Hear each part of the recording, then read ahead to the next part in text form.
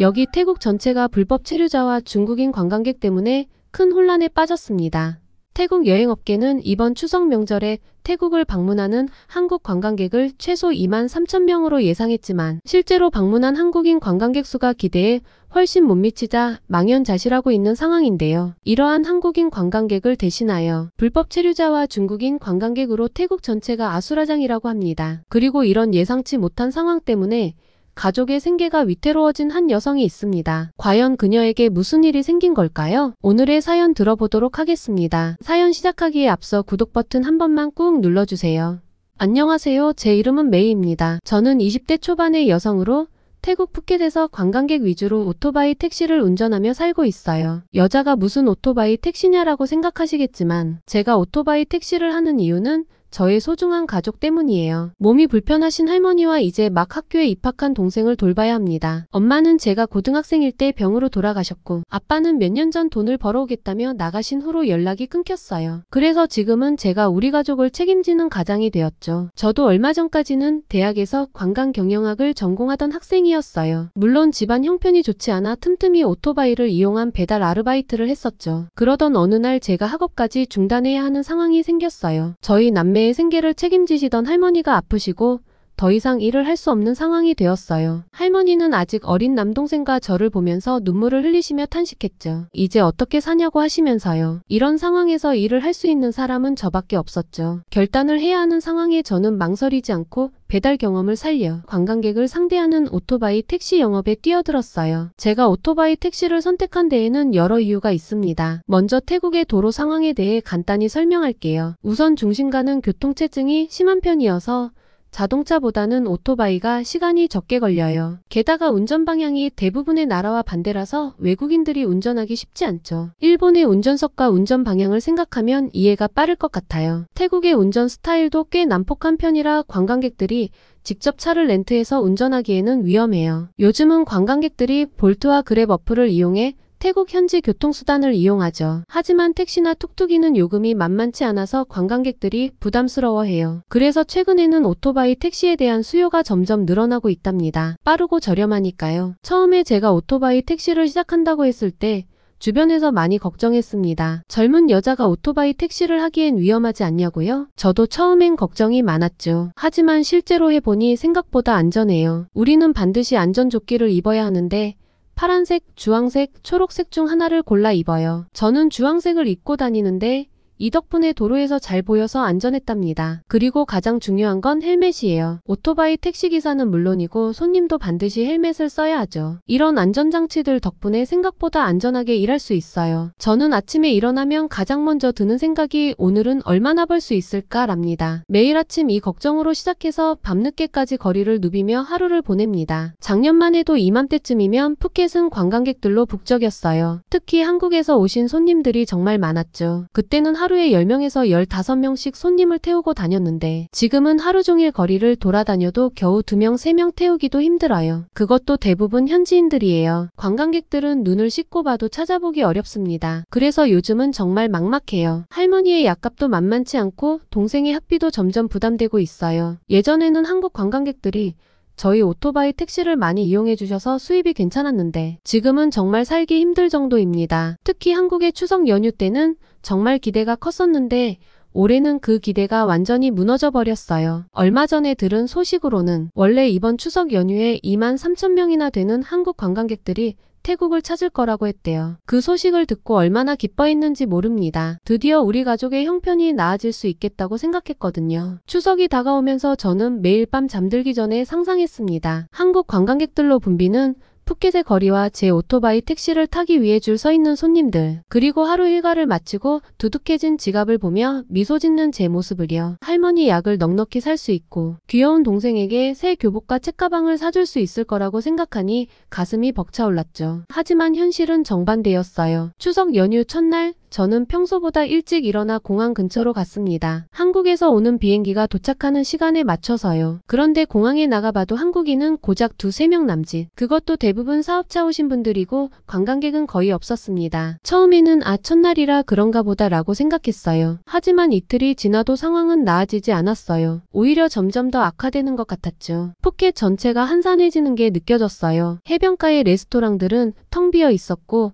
번화가의 상점들도 손님을 찾아보기 힘들었어요. 이런 상황이 되기까지는 여러 이유가 있겠지만 가장 큰 원인은 아무래도 불법 체류자 문제인 것 같았죠. 한국에서 불법으로 일하던 태국인들이 대거 추방되면서 양국 관계가 많이 나빠졌다고 하더라고요. 저는 이 소식을 듣고 정말 마음이 아팠어요. 태국 사람들이 한국에 가서 불법으로 일하고 심지어 범죄까지 저질렀다니 정말 부끄럽고 미안한 마음이 들었죠. 그 사람들 때문에 저 같은 평범한 태국 사람들까지 피해를 보고 있다고 생각하니 화가 나기도 했어요. 게다가 태국 정부 관계자들이 한국에 대해 부적절한 발언을 해서 상황을 더 악화시켰대요. 방콕포스트에 따르면 짤른 왕아나논 태국 여행사협회 회장은 이런 망언을 했습니다. 한국 여행 거부 운동이 일어나기 전 한국은 3대 인기 여행지 중 하나였지만 이제 그런 시절은 끝났다. 또 짤른 회장은 태국인들이 전자여행허가를 받아야 하며 입국 규제가 심한 한국을 피해 다른 여행지로 발길을 돌리고 있다며 저렴하고 무비자 입국과 관광객 추방 소식이 없는 베트남과 중국이 한국을 추월했다는 내용과 함께 한국이 태국 관광객들의 신뢰를 되찾는데 최소 1~2년이 걸릴 것이라는 말과 한국 여행사는 새로운 명소를 선보여야 한다는 황당한 발언을 했대요. 실제로 올해 한국을 찾은 태국 관광객은 11만 9천 명으로 작년 같은 기간보다 20% 줄었다고 해요. 코로나 이전 태국은 동남아 국가 중 방한 관광객 1위 국가였지만 현재는 베트남과 필리핀에 밀려 3위로 추락했다고 합니다. 한국관광공사의 항의로 태국 여행업협회는 짤른 왕아나논 회장 명의의 공식 사과 서한을 발송했답니다. 짤른 회장은 협회 입장이 아닌 일부 관계자의 개인적 발언으로 오해와 심려를 끼쳤다며 협회 차원에서 한국에 관광객을 많이 보내도록 계속 노력하겠다고 사과했죠. 게다가 태국의 국방부 장관은 군사력으로 한국을 3일 만에 제압할 수 있다는 터무니없는 말로 한국인의 심기를 건드렸어요. 한국의 군사력은 세계에서 5위 안에 들고 주한미군도 주둔해 있는데 이게 말이 안 되잖아요. 이건 한국 자체의 군사력도 군사력이지만 미군의 작전을 무시한 발언으로 보입니다. 이런 발언들을 들을 때마다 정말 속이 타들어가요. 저는 열심히 일하며 정직하게 살아가고 있는데 소수의 잘못을 저지른 사람들 때문에 제 삶이 이렇게 힘들어지니까요. 게다가 우리나라 관광업계를 대표하는 사람들이 이렇게 무책임한 말을 하는 것에 정말 화가 납니다. 한국 관광객들이 푸켓에 오지 않는 이유가 이것만은 아니겠죠. 최근 들어 태국 내에서 벤코리아 운동이라는 것이 일어났다고 해요. SNS에서 한국 여행을 가지 말자, 한국 제품을 사지 말자는 식의 글들이 퍼졌대요. 이런 글들을 보면 정말 한숨만 나오죠. 태국 경제가 관광업에 크게 의존하고 있는데 이렇게 비이성적으로 대응하면 결국 우리만 손해라는 걸 왜 모르는 걸까요? 저는 매일 아침 일어나 거울을 볼 때마다 오늘은 뭔가 달라질까 하고 생각하지만 현실은 녹록하지 않아요. 거리를 돌아다니면서 한국 관광객을 찾아보지만 좀처럼 보이지 않습니다. 가끔 한국인처럼 보이는 분들을 발견하면 반가운 마음에 다가가 말을 걸어보지만 대부분 중국이나 일본에서 오신 분들이에요. 한국인 관광객 대신 중국인 관광객들이 많아졌는데 솔직히 중국인들을 오토바이에 태우는 게 쉽지만은 않습니다. 이유를 알고 나면 모두가 경악하고 말 거예요. 일단 가장 큰 문제는 일부 중국인 관광객들의 예의 없는 행동이에요. 가장 먼저 눈에 띄는 문제는 일부 중국인 관광객들의 고성방가이죠. 정말 너무 시끄러워요. 오토바이를 타고 가는 동안 내내 소리를 지르듯이 말하는 경우가 많답니다. 때로는 귀가 아플 정도로요. 운전에 집중해야 하는데 뒤에서 들리는 큰 소리에 깜짝깜짝 놀라 위험할 때도 있어요. 다른 운전자들이나 보행자들도 불편해하는 게 보입니다. 한 번은 이렇게 소리 지르는 손님 때문에 경적 소리를 못 듣고 사고가 날 뻔한 적도 있어요. 그때 정말 화가 났지만 손님이니까 참았죠. 하지만 이런 일이 반복되다 보니 스트레스가 쌓여요. 그리고 이 고성방가가 단순히 시끄러운 것에서 그치지 않고 예의 없는 행동으로 이어지는 경우도 많아요. 가장 큰 문제는 일부 중국인 관광객들의 부적절한 신체 접촉입니다. 오토바이를 타다 보면 운전자와 승객의 몸이 가까워질 수밖에 없잖아요. 그런데 일부 손님들은 이를 악용해서 제 몸을 더듬는 경우가 있어요. 처음엔 실수인 줄 알았는데 너무 자주 일어나다 보니 의도적인 행동이라는 걸 알게 됐죠. 정말 불쾌하고 무서운 경험이에요. 또 다른 문제는 목적지를 자주 바꾸는 거예요. 처음에는 해변으로 가자고 하다가 갑자기 쇼핑몰로 가자고 하는 식이죠. 이렇게 되면 요금 계산도 복잡해지고 시간도 많이 낭비돼요. 게다가 도착해서는 처음 약속한 요금보다 훨씬 적게 주려고 해요. 가격도 막무가내로 깎아서 때로는 제가 손해를 보고 일하는 경우도 있습니다. 그리고 좀 민감한 얘기일 수 있는데 일부 중국인 관광객들에게서 나는 특유의 냄새도 문제예요. 양치를 하지 않았거나 샤워를 하지 않은 것 같은 냄새가 나는 경우가 있습니다. 오토바이를 타다 보면 그 냄새를 계속 맡아야 해서 정말 괴로울 때가 있어요. 최악의 경우는 돈을 주는 척하면서 도망가는 손님들이에요. 목적지에 도착해서 지갑에서 돈을 꺼내는 척하더니 갑자기 뛰어가 버리는 거죠. 그럴 때마다 정말 허탈하고 화가 나요. 하루 종일 일해도 벌기 힘든 돈을 이렇게 받지 못하다니. 이런 상황들을 겪다 보면 한국 관광객들이 얼마나 좋았는지 새삼 느끼게 됩니다. 한국 손님들은 대부분 예의 바르고 친절했거든요. 요금도 정직하게 지불하셨고 가끔은 팁도 주셨어요. 정말 한국 관광객들은 모두 세련되고 깔끔하고 매너가 좋으셨죠. 그런데 최근 들어 푸켓의 분위기가 많이 달라졌어요. 한국에서 강제 추방된 불법 체류자들이 속속 돌아오면서 우리 지역 사회가 큰 변화를 겪고 있거든요. 이 상황이 이렇게까지 악화된 데에는 불법 체류자들의 문제가 큰 원인이 된 것 같습니다. 얼마 전 뉴스를 보니 한국에서 대대적인 불법 체류자 단속이 있었대요. 태국 유명 가수의 한국 콘서트장에서 158명의 불법 체류자를 적발했다는 기사가 있었죠. 이 사건은 한국에서도 기사가 크게 났던 모양이에요. 한국에서 적발된 불법 체류자 중 78%가 태국인이라는 통계와 함께 그 숫자가 15만 7천 명이나 되는 규모라고 해요. 한국에서 외국인 불법 체류자 마약사범 중 75%가 태국인이라는 말도 들렸죠. 이런 상황에서 한국이 입국 심사를 강화할 수밖에 없다는 것을 이해하게 되었어요. 그날도 공항 근처에서 오토바이 택시 영업을 하고 있는데 그때 갑자기 공항이 북새통이 되는 걸 직접 목격했어요. 한국에서 추방된 태국인들이 대거 도착하면서 벌어진 일이었죠. 처음에는 그저 고향에 돌아온 사람들이려니 했어요. 하지만 시간이 지날수록 이들의 존재가 우리에게 나쁜 영향을 미치고 있다는 걸 깨달았습니다. 가장 먼저 눈에 띈 건 실업자가 많아지는 거예요.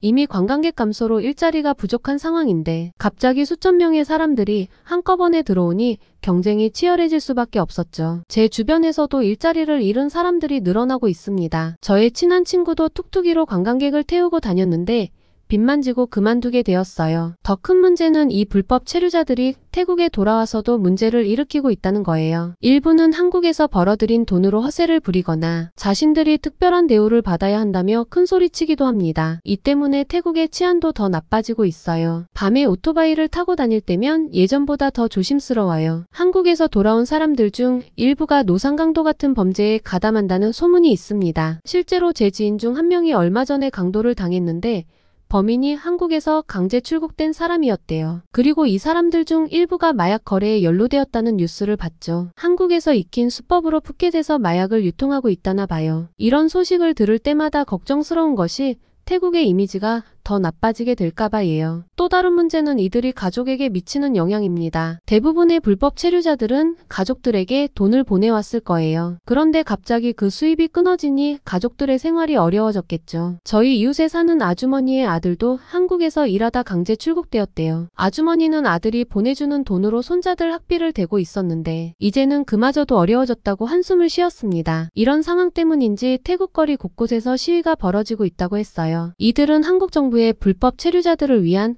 특수비자를 만들어 달라고 요구했다는 소문도 있어요. 같은 태국 사람으로 이들의 뻔뻔한 태도를 도저히 이해할 수 없습니다. 그리고 이 사람들 중 일부는 한국에 대한 원망으로 한국인들에게 적대적인 태도를 보이기도 해요. 얼마 전에 제가 한국인 관광객을 태우고 가다가 길에서 욕설도 듣게 되었는데 알고 보니 욕설한 사람은 한국에서 강제 출국된 사람이었죠. 이런 일들이 계속되면 한국 관광객들이 더 줄어들지도 모른다는 생각에 걱정이 돼요. 더 충격적인 건 이들이 앞장서서 SNS에서 밴 코리아 해시태그를 달고 한국 불매운동을 해야 한다는 주장을 하고 있다는 거예요. 이런 사람들 때문에 태국의 이미지가 더 나빠지고 있는 것 같아 너무 속상합니다. 사실 입국 심사는 각국의 안전과 질서를 지키기 위한 당연한 절차잖아요. 태국인들이 입국 거부된 이유도 충분히 이해할 수 있을 텐데 무조건 한국을 비난하는 건 정말 잘못된 행동이란 생각이 들어요. 감정적으로 대응할 문제가 아니라 그 원인이 되는 행동을 하지 않는 것이 맞다고 생각합니다. 태국 사람들이 저지른 불법 행위 때문에 한국이 이런 조치를 취한 건데 이를 무조건 한국 탓으로 돌리는 건 너무 비이성적이에요. 이런 사람들 때문에 저 같은 평범한 태국 사람들까지 피해를 보고 있다고 생각하니 화가 나요. 하지만 이런 감정적인 대응으로는 아무것도 해결되지 않죠. 우리가 먼저 잘못을 인정하고 한국과의 관계를 개선하기 위해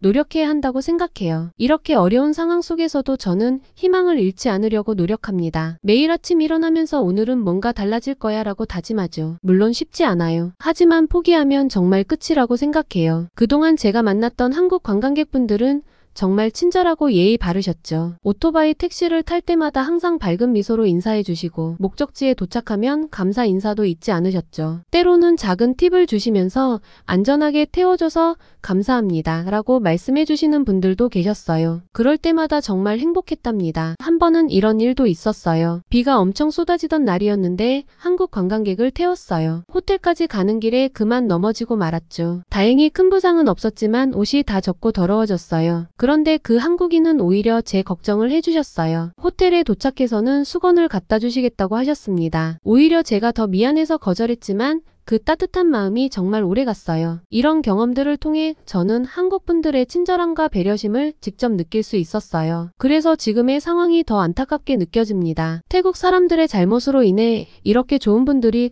태국을 찾지 않게 되는 게 정말 가슴이 아파요. 그래서 부탁드리고 싶습니다. 부디 태국에 다시 한번 기회를 주세요. 지금은 어려운 시기를 겪고 있지만 태국은 변화하고 있어요. 불법 체류 문제를 해결하기 위해 정부 차원에서도 노력하고 있고 사람들의 인식도 조금씩 바뀌고 있습니다. 저도 희망을 가지고 변화하기 위해 노력하고 있답니다. 제가 희망을 잃지 않는 가장 큰 이유는 당연히 한국 관광객들 때문이에요. 지금은 거의 볼 수 없지만 언젠가는 꼭 다시 돌아올 거라고 믿어요. 그래서 저는 매일 조금씩 한국어를 공부하고 있습니다. 사실 한국어 공부를 시작한 건 우연이었어요. 예전에 한국 관광객들을 태우고 다니면서 몇 마디씩 배웠거든요. 안녕하세요와 감사합니다. 같은 간단한 인사부터 시작해서 숫자나 방향을 나타내는 말들도 조금씩 알게 됐죠. 그때는 그저 손님들과 소통하기 위해 배웠던 거였어요. 하지만 지금은 달라요. 진지하게 한국어를 배우고 싶어졌습니다. 유튜브에서 한국어 강의도 찾아보고 무료 한국어 학습 앱도 다운받아서 매일 조금씩 공부하고 있어요. 처음에는 한글을 읽는 것부터 시작했어요. 생각보다 규칙적이고 과학적이어서 놀랐답니다. 지금은 간단한 문장을 읽고 쓸 수 있을 정도가 됐어요. 한국어를 배우면서 느낀 건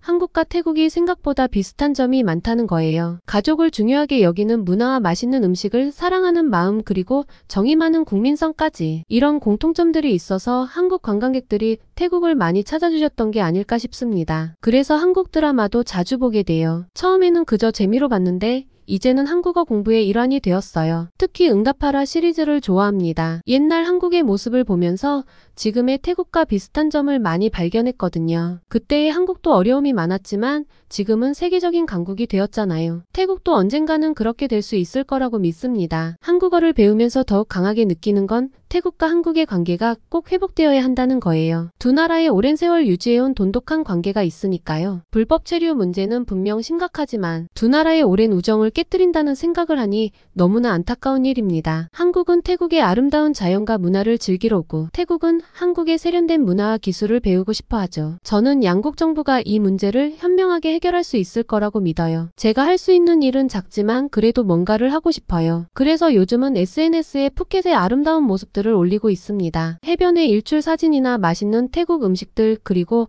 푸켓의 친절한 사람들의 모습을 담아서요. 한국어로 짧은 설명도 덧붙이고요. 아직 팔로워는 많지 않지만 조금씩 늘어나고 있죠. 가끔 한국 분들이 댓글을 달아주시는데 그럴 때마다 정말 기뻐요. 주변 사람들에게도 한국에 대해 긍정적으로 얘기하려고 노력해요. 불법 체류 문제로 한국을 비난하는 사람들에게는 우리가 먼저 잘못했다는 걸 설명하고 한국의 입장을 이해시키려고 합니다. 쉽지는 않지만 조금씩 변화가 생기는 것 같아요. 얼마 전에는 재미있는 일이 있었어요. 한국에서 강제 출국된 한 청년을 우연히 만났는데 그 청년이 한국에 대한 그리움을 토로했답니다. 처음에는 한국이 미웠대요. 하지만 시간이 지나면서 한국에서의 경험들이 그리워졌다고 해요. 저는 그 청년에게 제가 배운 한국어를 조금 가르쳐주고 함께 한국 드라마를 보기로 했습니다. 그 청년이 나중에 합법적으로 한국에 한국에 다시 갈 수 있길 바라면서요. 이런 작은 노력들이 모여서 언젠가는 좋은 결과를 만들어낼 수 있을 거라고 믿어요. 한국 관광객들이 다시 푸켓의 거리를 가득 메우고 태국 사람들이 떳떳하게 한국을 방문하는 그날이 왔으면 합니다. 그때를 위해 저는 오늘도 열심히 제가 할 수 있는 일들을 해나갈 거예요. 어려운 시기지만 이것 또한 지나가겠죠. 그리고 그 후에 우리는 더 강해질 거예요. 한국과 태국 두 나라의 관계도 더욱 돈독해질 거고요. 저는 그날을 기다리며 오늘도 희망을 잃지 않으려 노력합니다. 제 이야기 들어주셔서 감사합니다. 푸켓에서 오토바이 택시로 생계를 이어가는 메이의 사연 어떠셨나요? 양국의 관계가 개선되어 메이의 택시 영업도 다시 정상화되기를 바래요. 여러분은 한국 관광객들이 태국을 기피하는 원인이 누구 때문이라고 생각하는지 댓글로 남겨주세요. 오늘의 사연이 마음에 드셨다면 구독과 좋아요, 알림 설정 부탁드립니다. 여러분의 구독과 좋아요는 더 좋은 영상을 제작하는 데 큰 힘이 됩니다. 지금까지 감동적인 사연을 소개하는 감동 더하기였습니다. 오늘도 행복한 하루 되세요.